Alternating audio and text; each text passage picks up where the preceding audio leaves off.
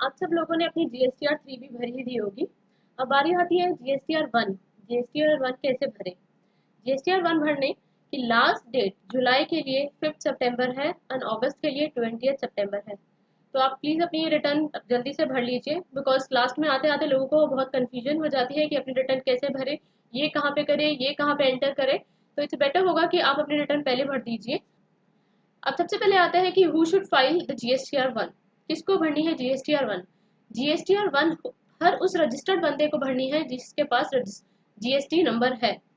अब एक और क्वेश्चन आता है, किसी ने मुझसे पूछा था कि मैंने इस महीने कुछ सेल ही नहीं करी, कोई इनवॉइस कटा ही नहीं, क्या मुझे जीएसटीआर 1 भरनी पड़ेगी? तो हाँ, आपको जीएसटीआर 1 भरनी पड़ेगी।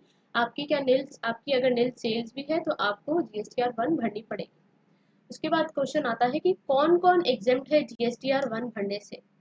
जीएसटीआर 1 भरने से इनपुट सर्विस डिस्ट्रीब्यूटर्स जो है एग्जेम्प्ट है, कंपोजिशन डीलर एग्जेम्प्ट है, non resident taxable person exempt है, tax payers liable to TCS exempt है, और tax payers liable to T. तो अब देखते हैं कि चलो कैसे रिटर्न भरनी है। सबसे पहले आपको सर्विसेज में जाना है, रिटर्न्स में जाकर रिटर्न डैशबोर्ड में जाइए, या फिर आपके सामने ही रिटर्न डैशबोर्ड आ रहा है, आप उसमें जा सकते हैं। अब रिटर्न डैशबोर्ड में गए, आपको फाइनेंशियल ईयर सेलेक्ट करना है, रिटर्न फाइलिंग पीरियड सेलेक्ट करना है। फॉर एग्जांपल के लिए मैं अभी अगस्त लेके चल रही हूँ, जुलाई और अगस्त के भरना है। सेम ही है जुलाई का भी और अगस्त का भी। ओके, मेरे सामने ये एक स्क्रीन खुली है, उसके अंदर 3 बॉक्सेस है जिसमें लिखा है details of outward supplies of goods और सर्विसेज जीएसटीआर 1। ड्यू डेट अगस्त की है क्योंकि ये इसलिए 20 सितंबर है। अगर मैं इसी को जुलाई की करती हूँ तो ड्यू डेट मेरी दिखाएगा 5 सितंबर। यहाँ पे 2 ऑप्शन है, प्रिपेयर ऑनलाइन और प्रिपेयर ऑफलाइन। आज मैं आपको प्रिपेयर ऑनलाइन का सिखाऊंगी। प्रिपेयर ऑनलाइन पे गई मैं। प्रिपेयर ऑनलाइन में जाने के बाद आपसे क्या क्या पूछेगा? सबसे पहले आपका जीएसटी नंबर पूछेगा, आपका लीगल नेम पूछेगा, ट्रेड नेम पूछेगा, उसके बाद फाइनेंशियल ईयर, रिटर्न पीरियड अगस्त का है, स्टेटस क्योंकि मैंने अभी भरी नहीं है तो इसलिए नॉट फाइल्ड है। उसके बाद एग्रीगेट टर्नओवर आएगा प्रीसीडिंग फाइनेंशियल ईयर। सबसे पहले अब यहाँ पे क्या डालना है हमें, aggregate turnover in the preceding financial year. इसका मतलब क्या है, जो ईयर 31 मार्च 2017 तक खत्म हो चुका है उसका टोटल टर्नओवर जितना था वो आपको अमाउंट डालना है यहाँ। उसके बाद यहाँ एग्रीगेट टर्नओवर डालना है, जो टर्नओवर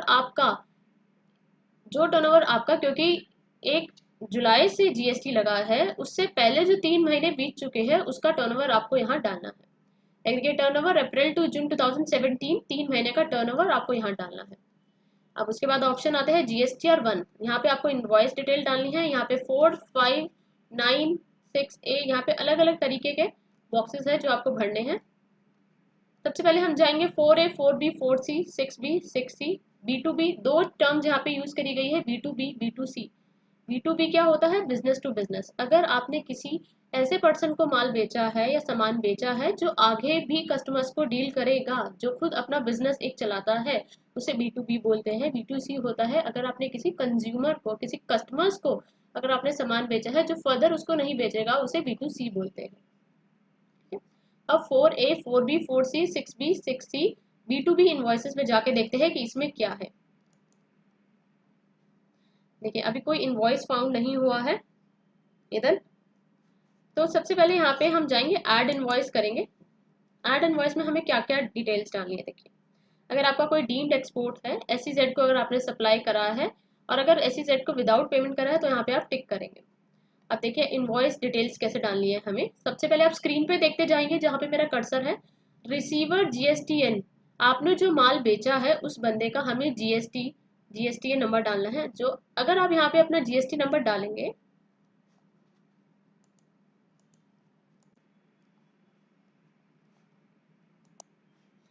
आपको रिसीवर जिसको आपने माल बेचा है उसका जीएसटी नंबर डालना है। जैसे ही आप उसका जीएसटी नंबर डालेंगे तो उसका रिसीवर का नेम आ जाएगा, ऑटोमेटिकली ये नेम अपने आप आ जाएगा जीएसटी नंबर डालते ही। उसके बाद जो आपने अपने बिल बुक उठानी है आपको, उसमें जो आपने इनवॉइस नंबर है, जो आपका इनवॉइस नंबर चल रहा है 1, 2, 3, 4 जो भी, वो डालना है।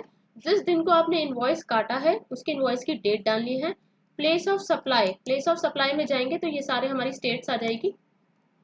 जैसे अगर मैं अभी यहाँ पे मध्य प्रदेश चूज करती हूँ तो ये अपने आप ही आ गया, ये इंटरस्टेट है।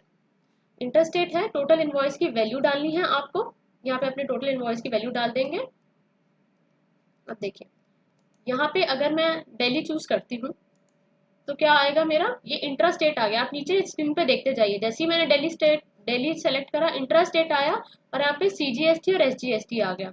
अगर मैं कोई और स्टेट चूज करती हूँ तो ऑटोमेटिकली यहाँ पे इंटीग्रेटेड आ जाता है। ठीक है, तो ये हुई एक इनवॉइस की बात। ये इनवॉइस नंबर आपको एक डालना है, इनवॉइस डेट डालनी है, फिर आइटम वाइज डिटेल। एक इनवॉइस के अंदर आपके 5% के प्रोडक्ट भी हो सकते हैं, 12% के भी हो सकते हैं, 18% के भी हो सकते हैं। तो उस इनवॉइस में क्या क्या डिटेल्स थी वो आपको यहाँ डालना है, वो टैक्स ऑटोमेटिकली कैलकुलेट हो जाएगा। सपोज मैं यहाँ पे डालती हूँ कि मेरी एक आइटम थी 5,000 की और एक आइटम थी मेरी 6,000 की जिसपे 12% का टैक्स लगा है, तो ये ऑटोमेटिकली टैक्स कैलकुलेट हो जाएगा।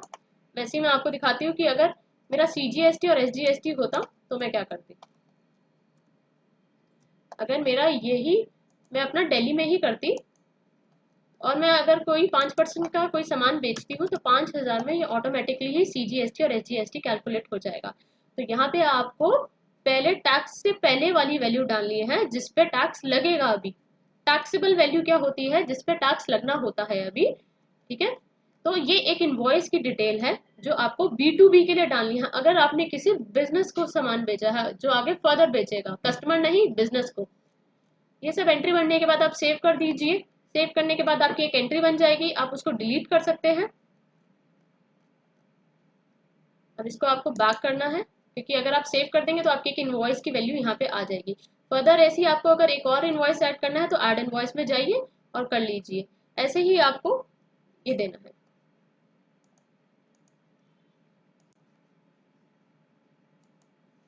जब आप अपना इनवॉइस टोटल जितने भी इनवॉइस होंगे उन सब का टोटल यहाँ पे आ जाएगा। स्क्रीन पे देखिए टोटल इनवॉइस वैल्यू टोटल यहाँ पर आ जाएगी। आपके जितने भी इनवॉइस थे उनके ऊपर जितना भी टैक्सेबल वैल्यू होगी, टोटल टैक्सेबल इनवॉइस के इनवॉइस वैल्यू के अंदर टैक्सेस इंक्लूड करके आएंगे, टोटल टैक्सेबल वैल्यू में से टैक्स घट के आएंगे। तो इन दोनों का और टोटल टैक्स लायबिलिटी जितना भी आपका आईजीएसटी सीजीएसटी एसजीएसटी बनेगा वो इधर आ जाएगा। यानी total taxable value plus total tax liability आपका टोटल इनवॉइस वैल्यू होगा। ठीक है, अब ये आप भर देंगे, बहुत ईजी है। आपको बस business to business invoice detail डालनी है और इंटरस्टेट और इंट्रास्टेट वो अपने आप ही ले लेगा अकॉर्डिंगली जीएसटीएन नंबर से। उसको पता लग जाएगा कि अगर ये जीएसटीएन नंबर महाराष्ट्र का है, ये जीएसटीएन नंबर दिल्ली का है, किसका है। ओके, उसके बाद नेक्स्ट कॉलम आता है 5A 5B B2C large invoices. देखिए जब मैं इस पर गई इसने मुझे एक नोटिस दिखाया है कि जिसमें इसने लिखा हुआ है total outward supplies to an unregistered person where place of supply state code is other than the state where supplier is located, interstate supplies and invoice value is more than 2.5 lakh। इसका मतलब क्या हुआ, अगर मैंने कोई interstate supply करी है, एक अनरजिस्टर्ड पर्सन को मैंने इंटरस्टेट सप्लाई करी है वो भी 2.5 लाख से ऊपर, तो मुझे यहाँ बताना पड़ेगा। इंटरस्टेट में मैंने अनरजिस्टर्ड पर्सन को 2.5 लाख से ऊपर कोई माल दिया है, कोई इनवॉइस वैल्यू, इनवॉइस मतलब एक बिल मेरा 2.5 लाख से ऊपर का है तो हमें यहाँ पे बताना पड़ेगा। तभी यहाँ पे इन्होंने स्पेशली लार्ज लिख दिया है। 5A 5B में गए हम, ऐड इनवॉइस करना है हमें। देखो सबसे पहले क्योंकि ये इंटरस्टेट है इसलिए आपसे प्लेस ऑफ सप्लाई पूछ रहा है। सपोज मैंने चंडीगढ़ करा, उसके बाद मेरे को इनवॉइस नंबर देना है, इनवॉइस डेट देनी है, या ऑटोमेटिकली इंटरस्टेट आ गया है। उसके बाद टोटल इनवॉइस वैल्यू डालनी है, that includes your tax and taxable value. उसके बाद यहाँ पे अगर आपने ये सप्लाई थ्रू ई कॉमर्स करा है तो आपको टिक करना है। देखो मैं टिक करती हूँ तो मेरे को GST number of e commerce operator देना पड़ेगा। अब ये ई कॉमर्स ऑपरेटर कौन होते हैं, ई कॉमर्स ऑपरेटर होते हैं अगर किसी ने माल बेचा है फ्लिपकार्ट के थ्रू, किसी ने माल बेचा है अमेजोन के थ्रू, किसी ने माल बेचा है स्नैपडील के थ्रू, तो आपको उसका जीएसटीएन नंबर देना पड़ेगा। अगर मैं इसको हटा देती हूँ, मैंने डायरेक्टली खुद भेजा है तो इसको टिक करने की जरूरत नहीं है।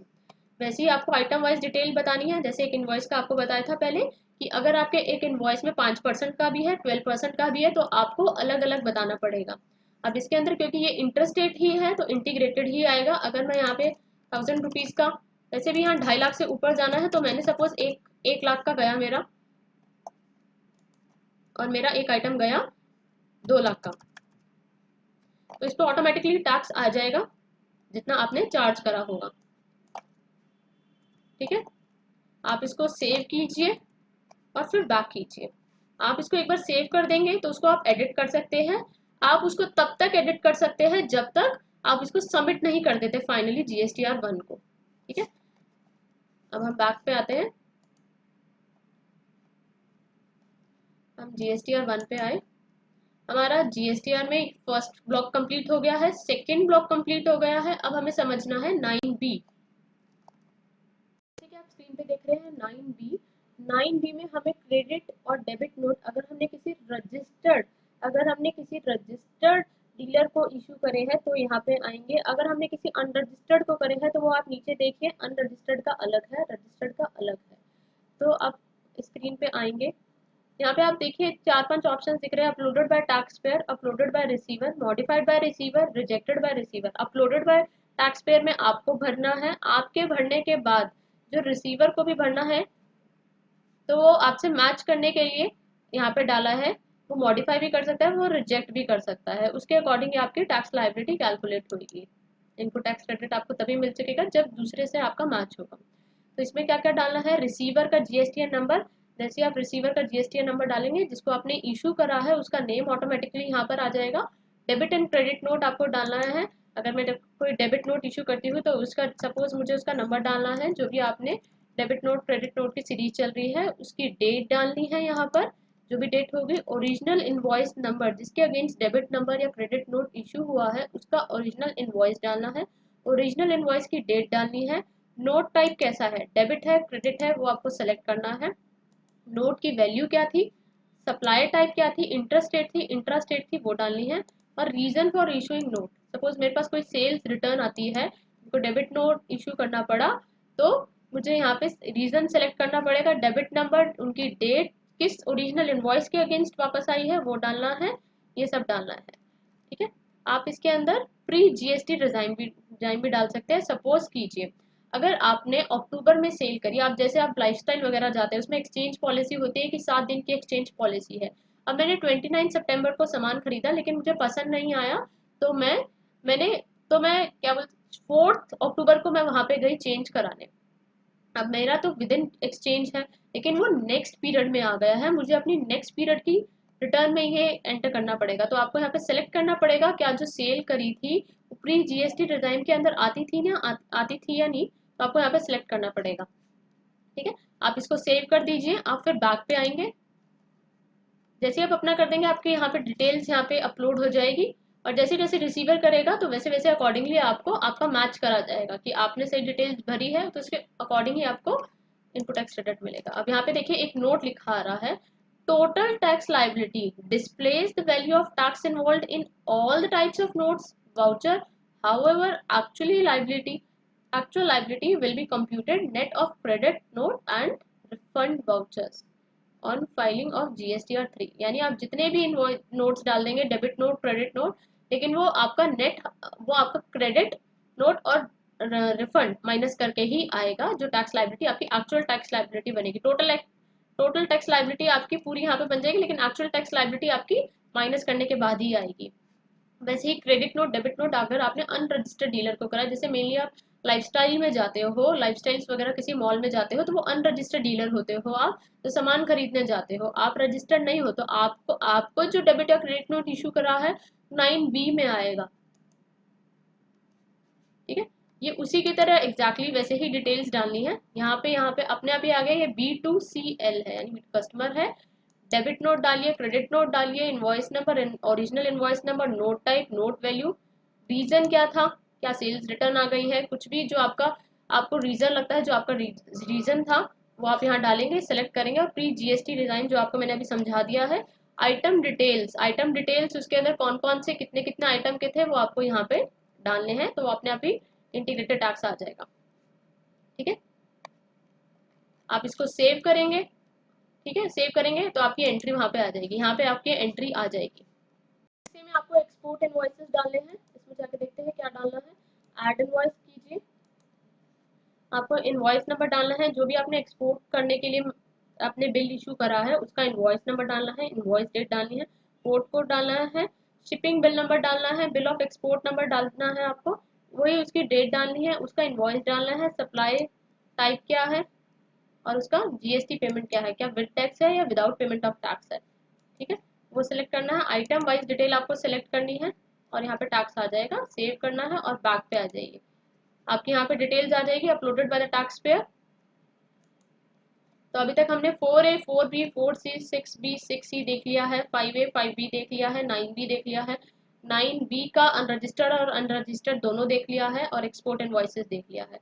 उसके बाद आता है हमारी GSTR1 की अदर डिटेल्स। अब अदर डिटेल्स में हमारा B2C आएगा 2.5 लाख से कम वालों को, पहले 2.5 लाख से ज़्यादा वालों को हम यहाँ डाल चुके हैं B2C। अब B2C 2.5 लाख से कम वालों को, एक्चुअली जो छोटे छोटे रिटेलर्स होते हैं उनके बहुत सारी ट्रांजेक्शन होती है छोटी छोटी B2C में। अब मैं आपको यहाँ बताऊंगी कि कैसे आपको यहाँ पे डालना है। तो यहाँ पे पहले ऊपर एक जो मैसेज आ रहा है वो देख लेते हैं। Taxable supplies net of debit note and credit note to unregistered person other than the supplies covered in table 5। जो टेबल 5 में आया है यहाँ पे, ये जो आपके टेबल 5 में आपके यहाँ पे इनवॉइसेस आए हैं, इनके अलावा मतलब 2.5 लाख से कम वालों को हमें यहाँ पे देखना है। अब इसको हम खोल के देखेंगे तो देखिए क्या आता है। ऐड डिटेल करना है हमें। अब देखिए इसमें जीएसटीएन नंबर हमसे नहीं पूछा है क्योंकि इसमें कस्टमर है B2C, हमें प्लेस ऑफ सप्लाई बताना है, टैक्सेबल अमाउंट बताना है। अब इसमें देखिए आपने B2C बहुत सारे कस्टमर्स हैं आपके, छोटे छोटे आपकी दुकान पे आते हैं, आप उनको सामान दे देते हैं। आपको क्या करना है, जितना भी आप उनको सप्लाई करते हैं उन सबका एक टोटल कर लेना है।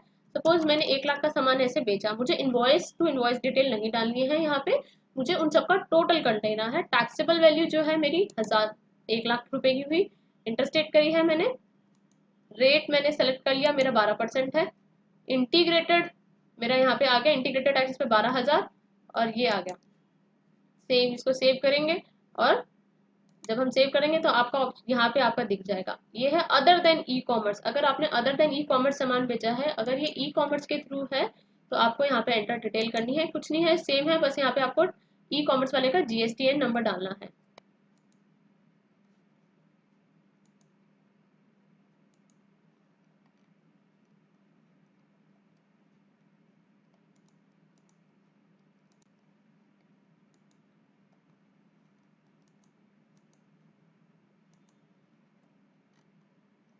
अब आता है हमारा 8A 8B 8C 8D। यहाँ पे आता है nil rated supply, nil rated exempted and non GST outward supply. अगर आपने कुछ करा है तो आपको यहाँ डालना है, आपको ज़्यादा डिटेल देने की जरूरत नहीं है। यहाँ पे इंटरस्टेट और इंट्रास्टेट दोनों दे रखा है। नील रेटेड सप्लाईज का अलग दे रखा है, एग्जेम्प्टेड का अलग दे रखा है, नॉन GST सप्लाईज का अलग दे रखा है। नॉन GST सप्लाईज होती है जैसे कि आपका पेट्रोल डीजल जो अभी GST में नहीं आते हैं। तो इंटरस्टेट सप्लाईज अगर आपने कुछ करी है तो वो नील रेटेड यहाँ पे आ जाएगी। टू रजिस्टर्ड पर्सन, याद रखिए पहले इंटरस्टेट दोनों पूछा है, रजिस्टर्ड अनरजिस्टर्ड, फिर इंट्रास्टेट आपसे पूछा है रजिस्टर्ड अनरजिस्टर्ड। आपने नील रेटेड अगर कुछ सप्लाई करा, एग्जेम्प्टेड करा, नॉन GST सप्लाई करा, आपको यहाँ पे बस वैल्यू डालनी है। टैक्सेस तो उनके नहीं होंगे, आप उनको एडिट भी कर सकते हैं। आप टोटल फिल कर दीजिए जैसे आपने यहाँ पे भेजा है, क्योंकि अभी मैं नील रेटेड में नहीं आती हूँ सप्लाई में, तो ये मेरे लिए एक्टिव नहीं है। ठीक है, आप इसको एंटर करिए कीजिए और आप इसको सेव कीजिए तो आपके वहाँ पे आपको दिखा देगा टोटल। यहाँ पे आपका टोटल आ जाएगा, अमाउंट आ जाएगा, टोटल एग्जेम्प्टेड अमाउंट आ जाएगा, टोटल नॉन GST अमाउंट, तीनों अमाउंट का टोटल करके आपका यहाँ आ जाएगा। इंटर भी, इंट्रा भी, अनरजिस्टर्ड को भी, अनरजिस्टर्ड को भी। उसके बाद आता है 11A 11A1 11A2 tax liability. अब इसमें ध्यान से देख लीजिए, अगर आप कोई एडवांस रिसीव कर लेते हैं, अगर आपने कोई एडवांस रिसीव करा है, सपोज मैंने गुजरात से कोई एडवांस रिसीव करा है, तो मुझे यहाँ पे दिखाना है कि gross amount advance received excluding tax. हर जितने भी आइटम मेरे होंगे 5% का टोटल करके 5% का यहाँ डालना है, 12% का टोटल होगा 12% का यहाँ डालना है, वो मुझे यहाँ दिखाना है। ठीक है, अगर मैं वैसे ही अपना दिल्ली चूज करती हूँ तो CGST SGST आ जाएगा। जैसे ही मैं सेव करूंगी ये मेरा यहाँ पर आ जाएगा, टोटल एडवांस रिसीव मेरा कितना है और उसकी टैक्स लाइबिलिटी मुझे अभी भरनी है। अगर मैं कोई एडवांस रिसीव कर लेती तो उसकी टैक्स लाइबिलिटी मुझे अभी भरनी है।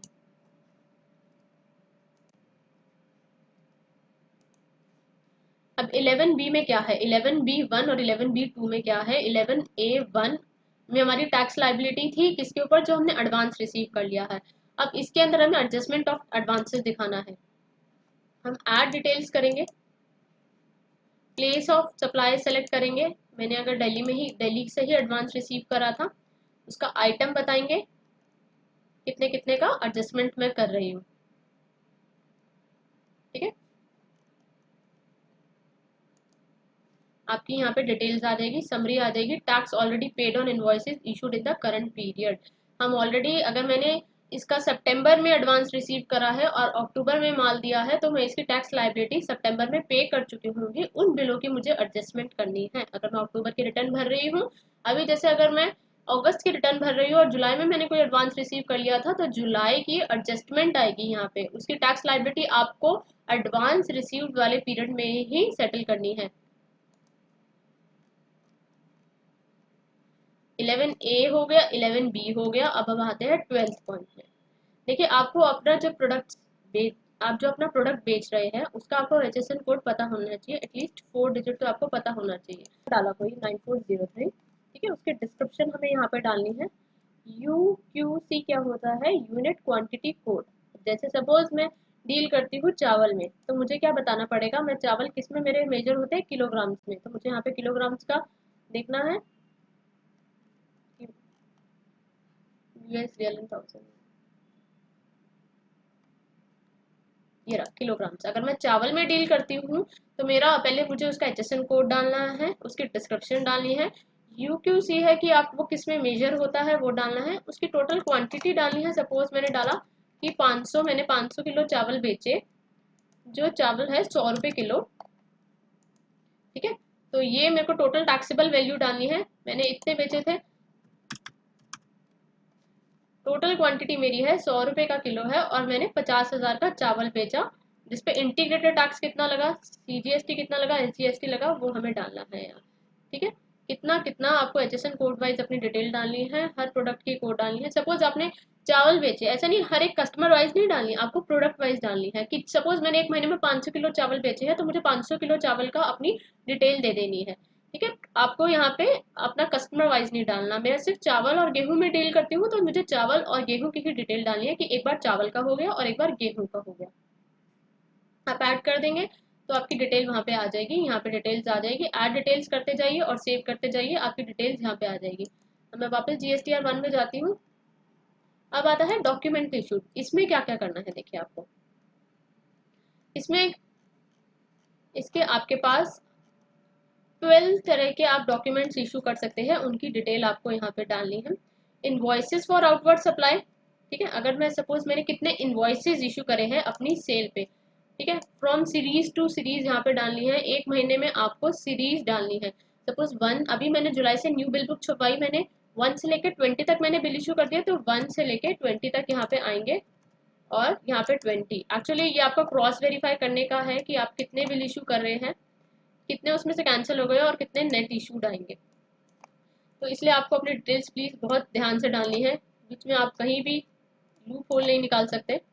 इसमें अगर आपने यहाँ पे 1 से 20 भर दिया, 20 आ जाएगा, कैंसल्ड आ जाएगा और नेट आ जाएगा। आप इसको डिलीट भी कर सकते हैं। आप इसमें ऐड करते करते सेव करते रहिए। Invoices for inward supply from unregistered person. अब ये क्यों पूछा है? ये इसलिए पूछा है क्योंकि इस पे आपको रिवर्स चार्ज पे करना पड़ता है। इसलिए आपको यहाँ पे रिवर्स चार्ज वाले बिल भरने हैं। यानी आपने कितने इनवॉइसेस ऐसे आए हैं, invoices for inward supply from unregistered dealer, यानी रिवर्स चार्ज वाले कितने आपने इनवॉइसेस इशू करे हैं। रिवाइज्ड इनवॉइस, कितना इनवॉइसेस जो आपने रिवाइज करे हैं। डेबिट नोट, ये आपका वहां से उठाएगा कि कितने डेबिट नोट इशू करे। डेबिट नोट वाली स्क्रीन से क्रॉस वेरीफाई, हर स्क्रीन को हर दूसरी स्क्रीन से क्रॉस वेरीफाई करने के लिए रखा गया है। डेबिट नोट कितने हैं, क्रेडिट नोट कितने हैं, रिसिप्ट वाउचर कितने हैं, पेमेंट वाउचर कितने थे आपके, रिफंड वाउचर कितने आए, delivery challan for job work. आप कोई जॉब वर्क करते हैं तो आपको डिलीवरी चलान देना पड़ता है, वो आपने कितने इशू करे हैं। डिलीवरी चलाए फॉर सप्लाई ऑन अप्रूवल, आपने कुछ सामान भेजा था अप्रूवल बेसिस के लिए, तो उसके लिए डिलीवरी चलान आपको इशू करना था, उसकी डिटेल डालनी है। Delivery challan in case of liquid gas अगर आपने कोई प्रोवाइड कराई है, उसका डिलीवरी चलान आपको कितने इशू करे हैं। Delivery challan in cases other than by the way of supply, अगर आपने कुछ और सप्लाई करा 9 to 11 के अलावा, उसका डिलीवरी चलान आपको इशू करना है। सारे डॉक्यूमेंट ऐड कर लीजिए, सेव कर लीजिए। वो सारे डॉक्यूमेंट आपके 12 नंबर स्क्रीन 30 नंबर स्क्रीन में आ जाएंगे। जैसे ही आप सब कर देंगे, आपकी वैल्यू आपके सामने सब आ जाएगा। आप अपने यहाँ पे चेक करते जाइए, टोटल इनवॉइस, टोटल टैक्सेबल, सब कुछ यहाँ पे आ जाएगा। आपको सब सबमिट करने के बाद, सब क्लियर होने के बाद यहाँ पे टिक करना है, उसके बाद सबमिट कर देना है। अब सबमिट करने के बाद या तो आप इसको अपने डिजिटल सिग्नेचर से फाइनल कर सकते हैं या फिर ईबीसी। ईबीसी यानी आप इसको जैसे ही आप क्लिक करेंगे, आपके फोन पे एक कोड आएगा, रजिस्टर्ड मोबाइल नंबर पे एक कोड आएगा, आपको वो नंबर डालना है, आपको वो ओटीपी डालना है और सबमिट कर देना है। वो जैसे ही वेरीफाई होएगा वो सबमिट हो जाएगी, आपकी रिटर्न फाइल हो जाएगी। तो फ्रेंड्स, आपको मेरी वीडियो पसंद आई है तो शेयर कीजिए अपने फ्रेंड्स के साथ, लाइक कीजिए और मेरा चैनल सब्सक्राइब कीजिए। Thank you.